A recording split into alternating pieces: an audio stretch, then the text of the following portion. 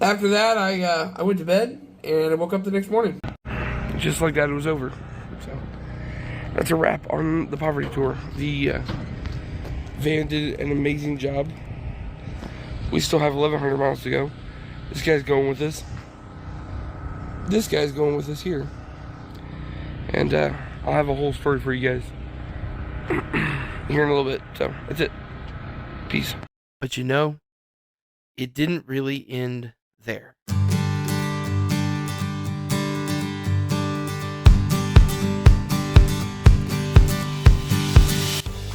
As we left Tucson, we tended to pair off as we headed out into the country. I headed east on I-10 through Texas Canyon, and I was lucky enough to have Chris from Trans Ams and Dash Cams following along behind me. Before long, we were getting close to Deming, the place that we would split up, and after that, I was on my own, heading north towards Chama, New Mexico.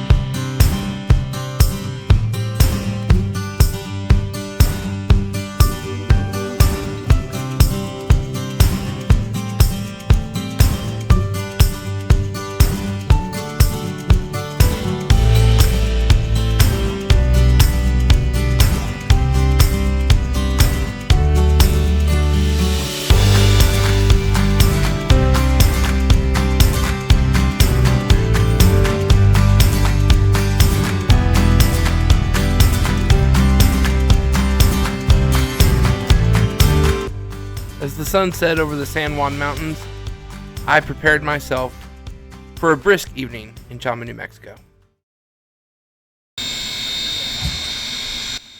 I was in luck the next morning when I woke up to find DNRGW 487 hot and ready to take a work train out on the main line.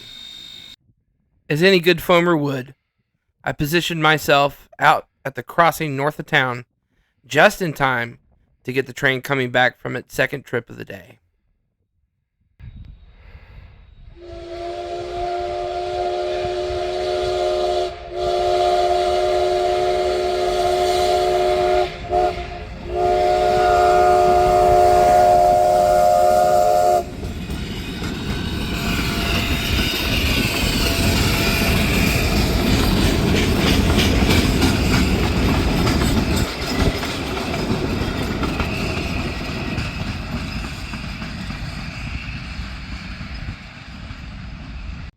Then I raced through town and caught the train pulling up to the ballast pile.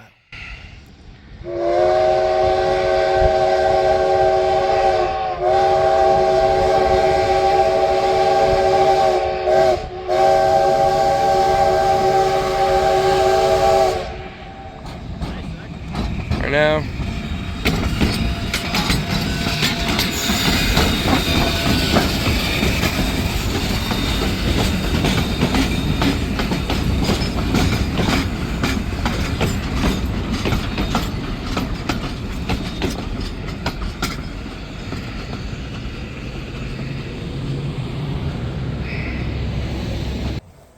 But for me, the real treat on Monday was getting to sit in town, drink coffee, and simply listen to the train work back and forth through town.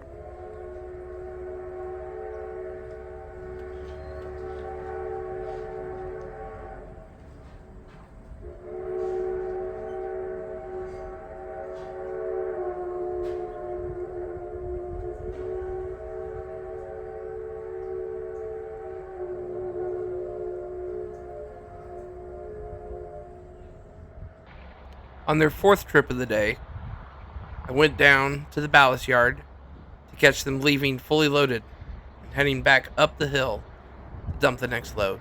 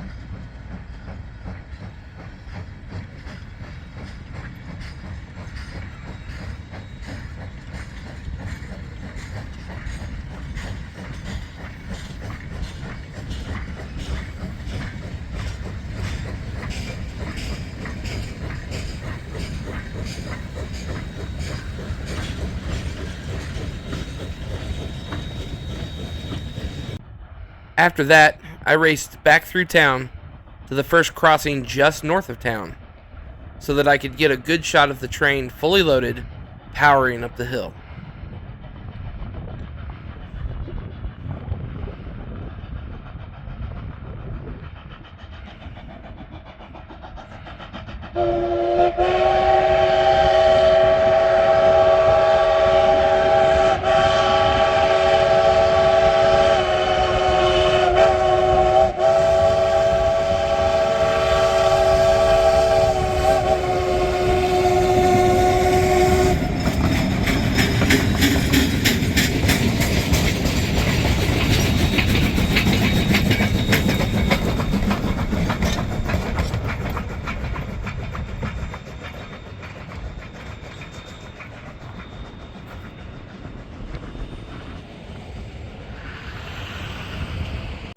My friend Alex and I then raced ahead to catch the train working hard up the 4% grade towards Lobato Trestle.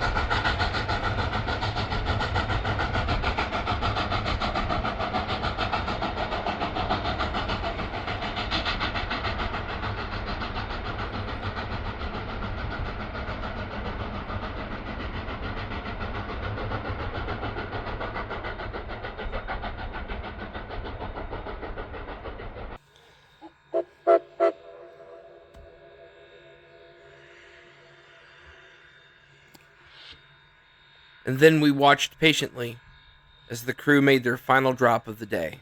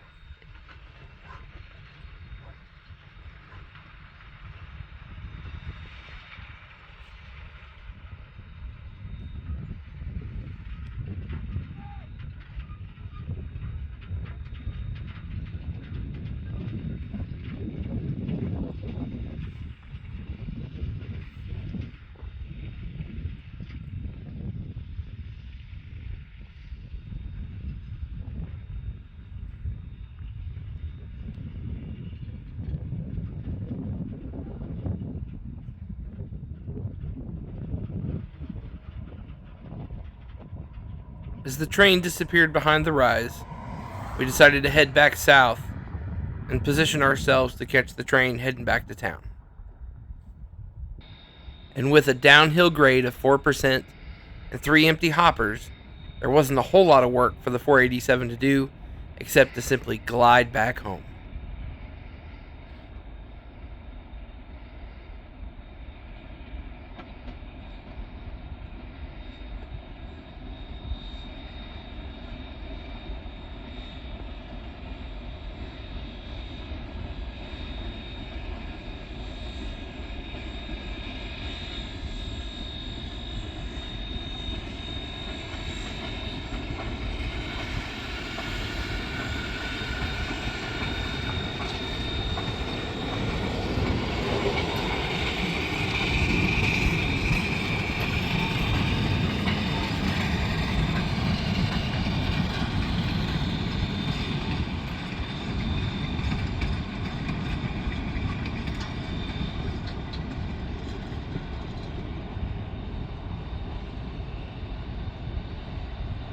And as we watched the 487 glide back towards town, there wasn't much left for us to do except to have some dinner and get a good night's sleep.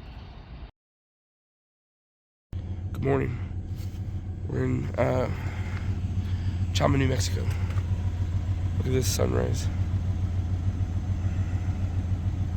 There we go. You can just tell right there. There's a little steam rising. That's them getting the engine ready for today. We're gonna go ride the Cumbres Toltec Railroad, so come on. Alright, so we're up. We're gonna go roll around to the parking lot of the Cumbres Toltec and get set up. Go ahead and get the van parked.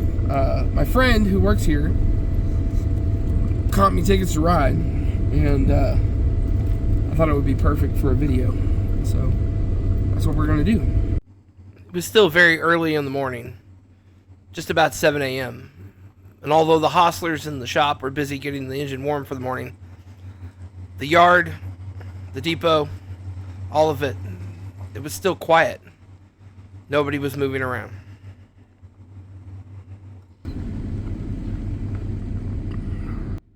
One of the more interesting things to me about the Cumbres Toltec was the amount of original equipment that they seemed to own. I got an opportunity to talk to one of the original general managers, and he explained to me how the railroad came to acquire all of this equipment. It seems that in 1970, when the Denver and Rio Grande Western was shutting down, they moved all of the narrow gauge equipment that was sitting in the yard in Alamosa down to Antonito and shoved it out onto the main line that had been bought by the states of Colorado and New Mexico. And that is how they acquired over 100 pieces of original rolling stock.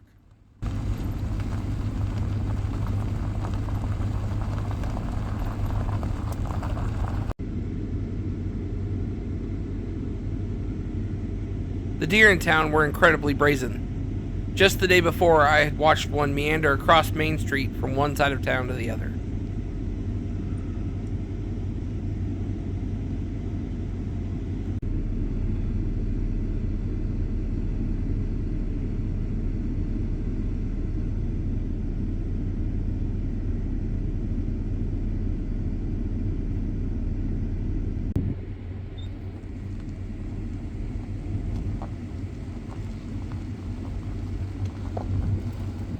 After some local wildlife spotting, I headed back to the yard to wait for my train.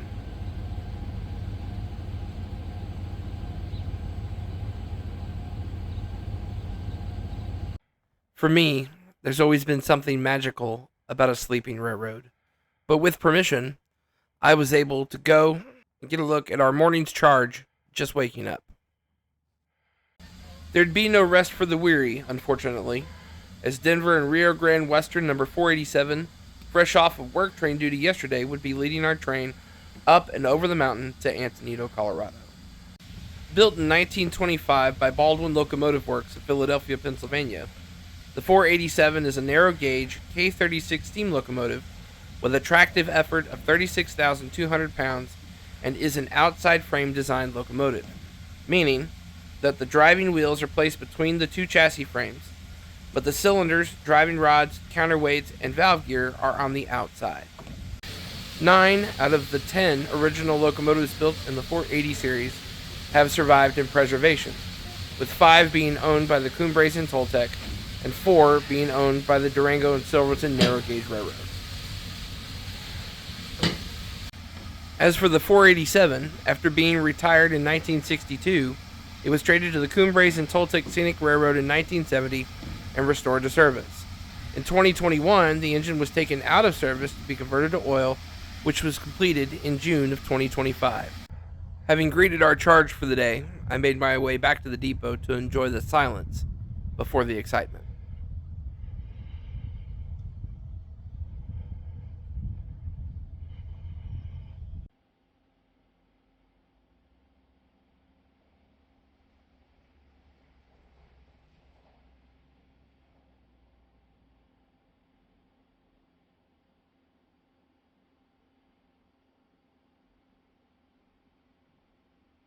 Before long, there was movement in the yard as the 487 made its way up to the water tower and then back down onto our train.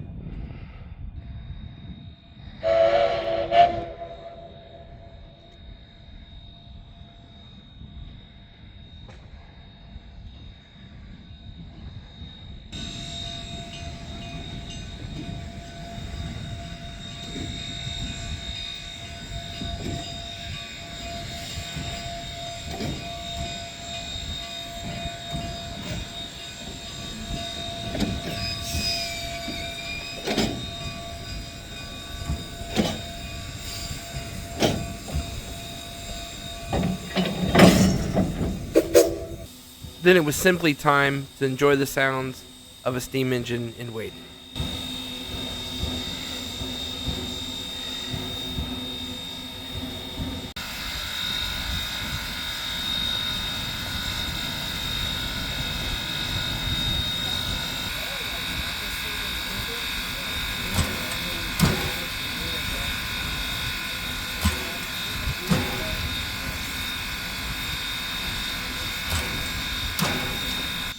Then it was time to move the train forward and open the cars so the passengers could begin to board.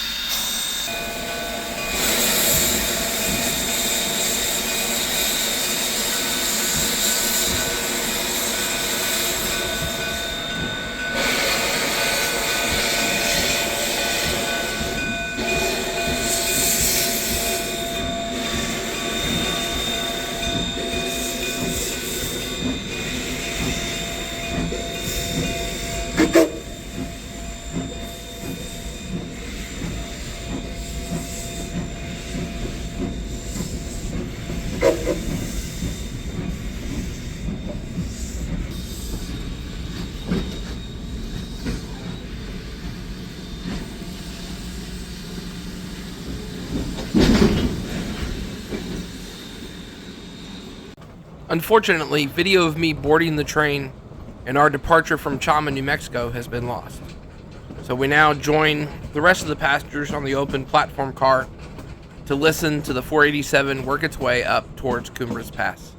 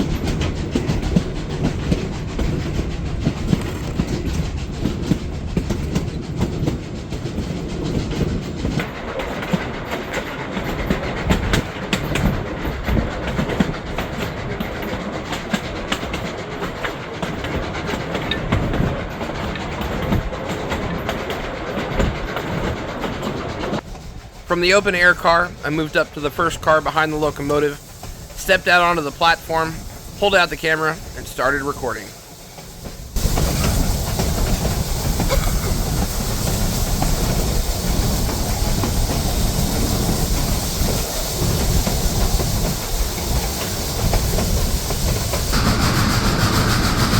I then stepped back into the train, took this really weird shot that I thought would be cool, realized the better of it, and then just listen.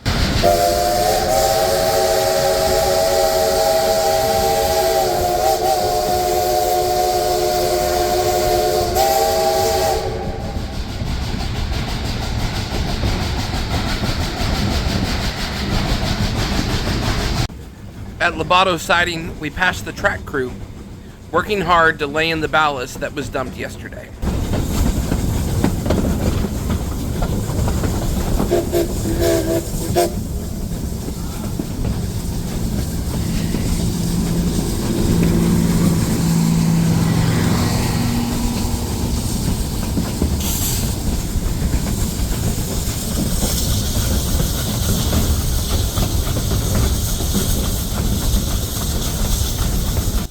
Then it was time to cross Lobato Trestle.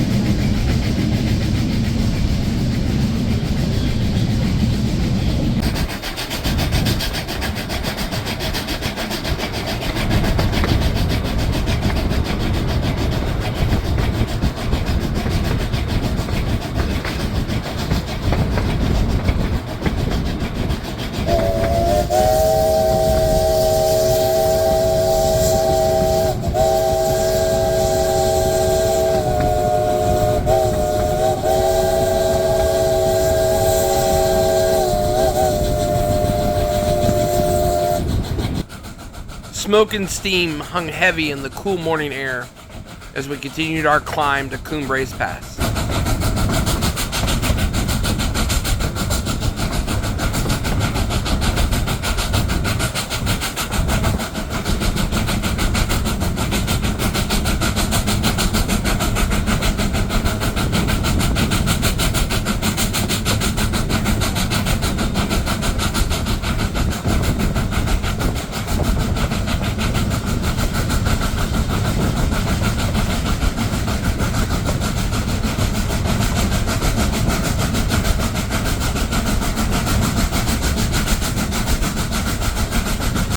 And I decided to sit back for once and simply enjoy the ambiance.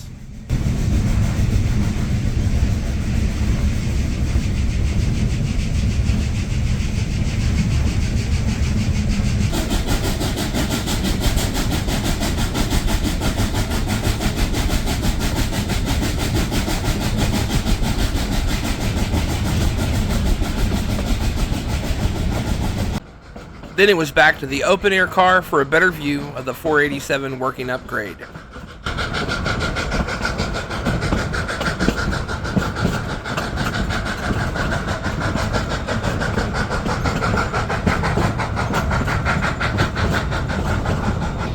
shot on your right side, and see which runway to the current.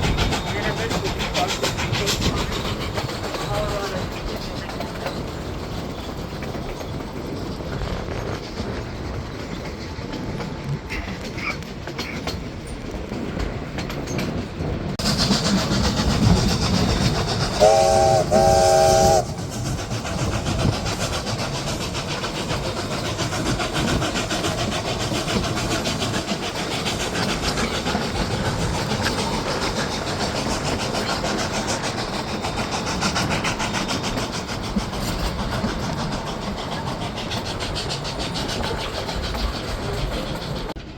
And then we were passing Cresco water tank.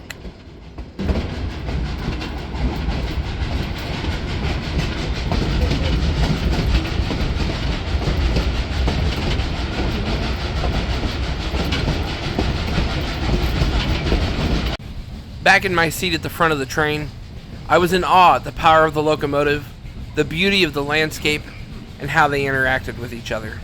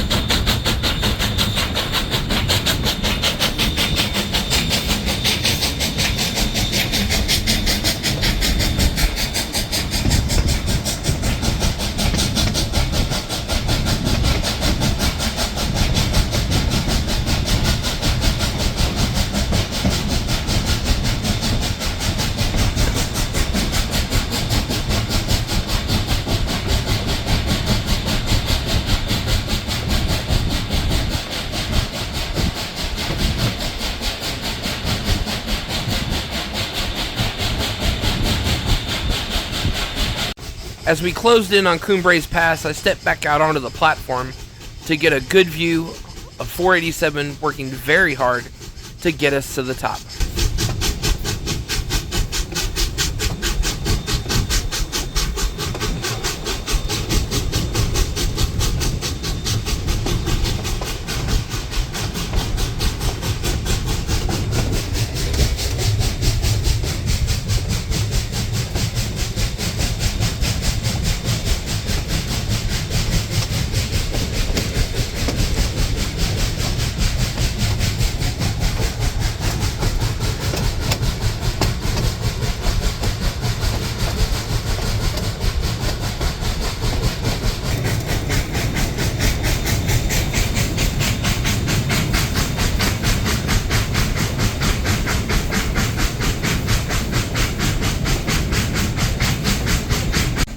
Back inside, as we reached the yard limit just outside of Cumbres, I was treated to some amazing views of the valley floor below.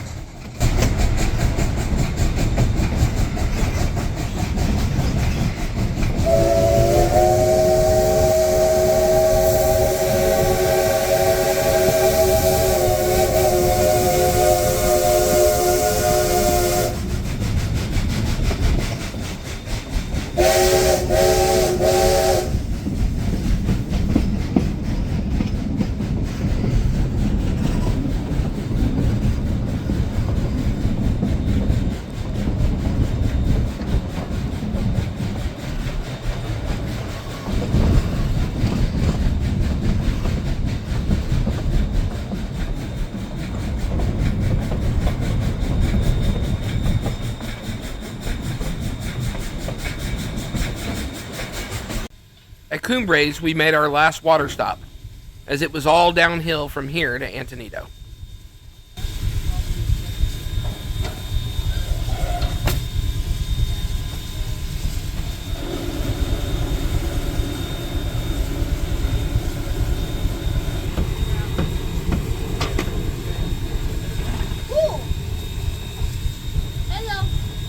Benny, say what's up, Benny.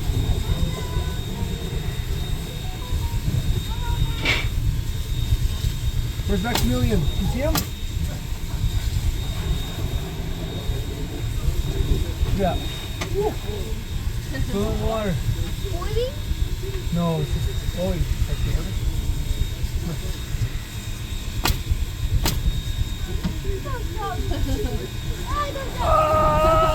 I see your water boiling. Look at the water. We picked up 4 at Cumbres Pass and then started downhill through Tanglefoot Curve and on our way to lunch at Osier.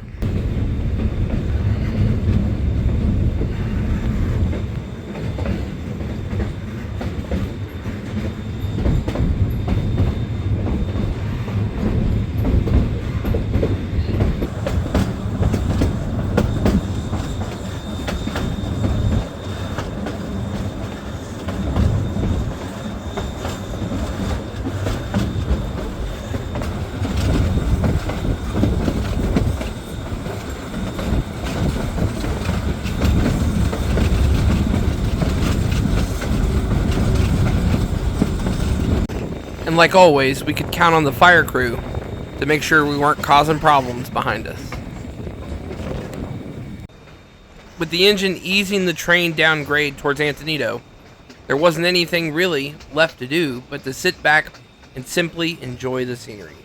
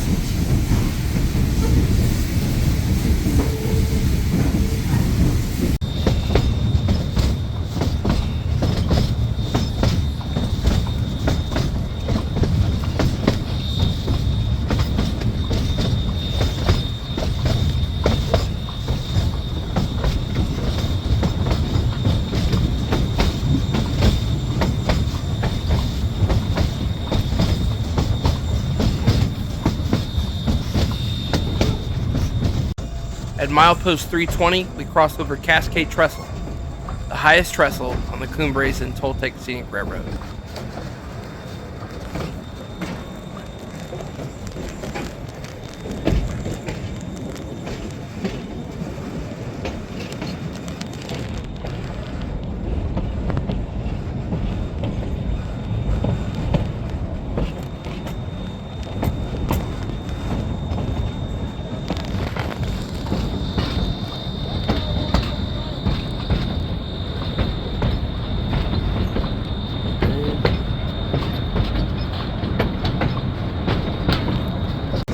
Shortly after that, Osier comes into view.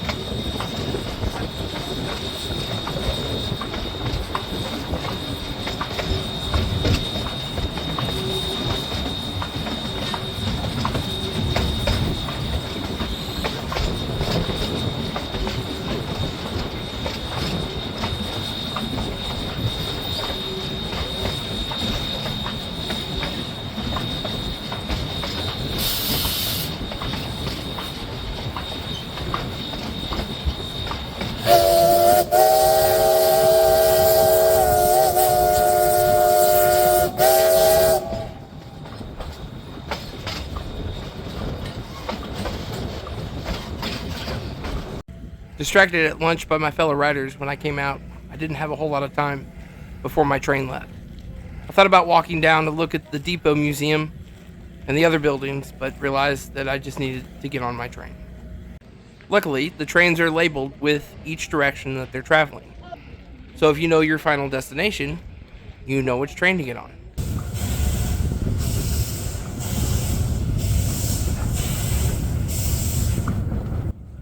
Soon, we were back underway towards Antonito.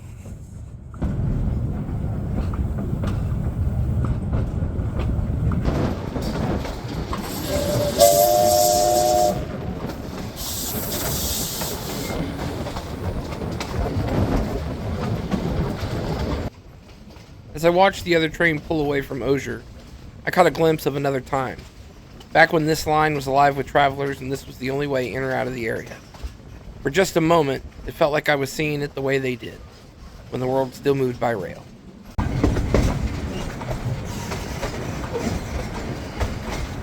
As we continued east from Osier, the landscape began to change. The hills gave way to sharper ridges and rocky outcroppings, and the line started carving its way through the mountains themselves. Even though we were heading downhill, the valley floor seemed to fall away faster than we did, giving the sense that we were climbing higher, not lower. Toltec Gorge was just ahead, and the country around us was turning wild.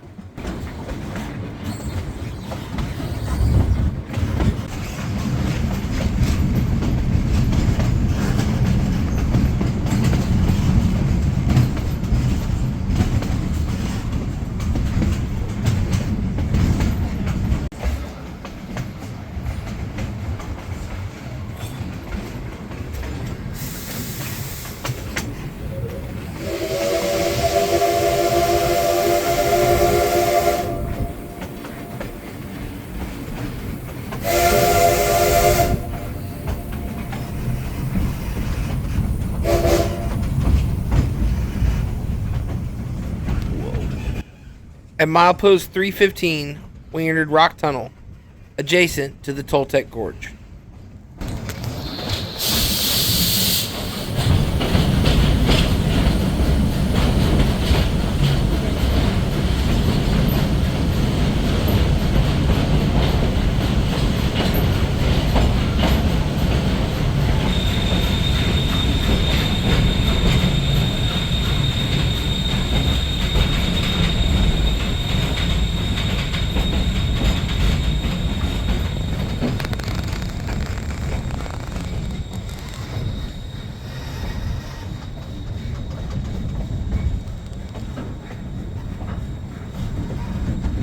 Every so often, the gray rock gave way to a burst of color. A few aspens that still hadn't let go of their leaves. Their gold shimmered against the canyon walls, a reminder that fall was still hanging on in the high country. The air had that unmistakable crispness, the kind that tells you the season's about to turn and snow's on the way.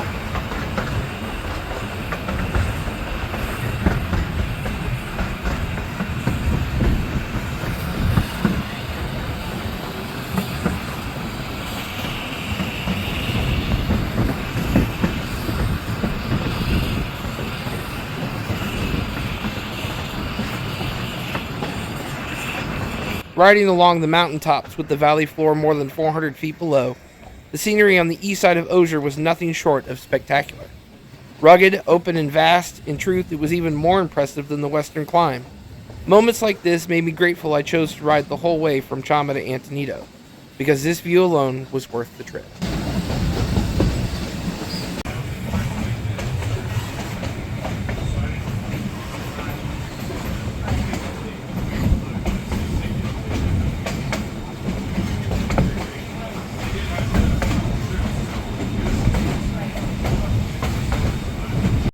Looking back, choosing to ride in the final week of the operating season was probably the best decision I ever made, even if it was by accident. When we left Osier, there were only 55 of us on board, which meant we had room to stretch out and really take in the experience. I migrated toward the front of the train to be closer to the locomotive, to hear it work through the grades, and to capture the shots I'd been hoping for.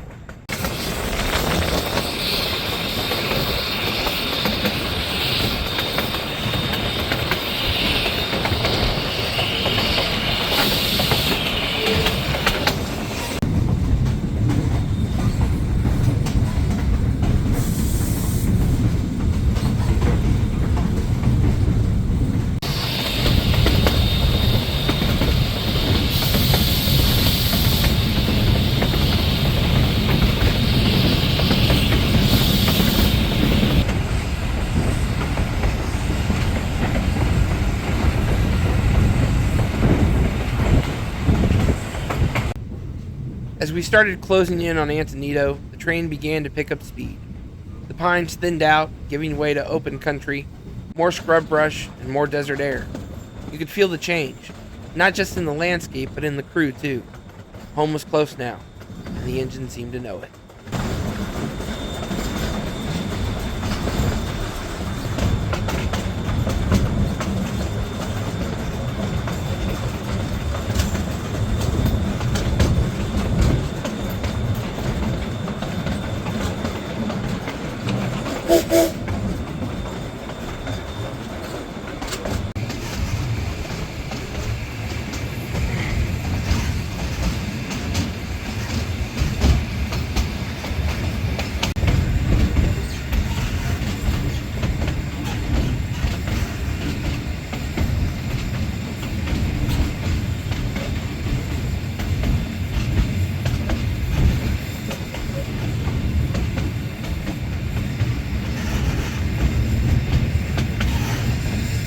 As we rounded Lava Tank, the air turned colder and the land opened up wide into the San Luis Valley.